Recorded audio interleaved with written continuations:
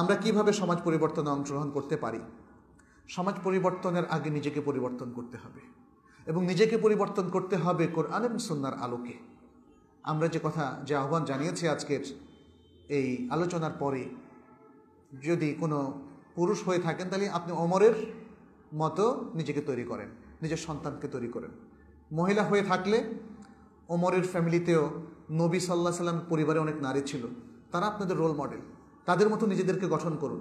আর সন্তানদেরকে, মেয়েদেরকে role model মেয়েদের মতো, আর ছেলেদেরকে রোল মডেল ছেলেদের মতো তৈরি করুন। এরপরে সমাজ পরিবর্তনে ঝাঁপিয়ে পড়ুন।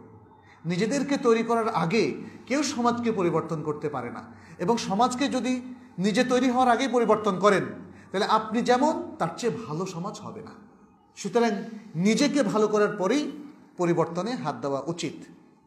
আর এটাও হতে পারে আপনি নিজেকেও তৈরি করতে থাকলেন, সমাজ পরিবর্তনে অংশগ্রহণ করতে পারেন, তাতে অসুবিধা নেই।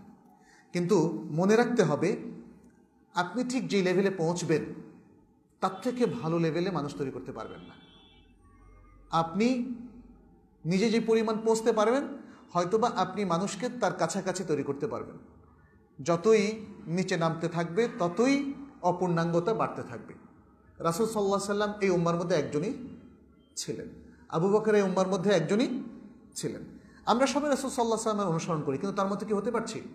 আচ্ছা, হতে পারছি না বলে কি আবার বন্ধ করে দেবো? যেহেতু হতেই পারছি না, দরকার কি?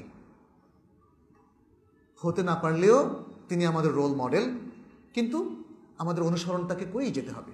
আবু বকর রাদিয়াল্লাহু তাআলা আনহুর মতো একদম আরেক আবু বকর আমরা হতে পারবো না বটে, কিন্তু তার আদর্শগুলোকে তো বাস্তবায়ন করতে হবে। তাহলেই না আমরা একটা কাছাকাছি বৈশিষ্ট্যের অধিকারী ব্যক্তি হতে পারবো। আমার প্রশ্নটা হলো,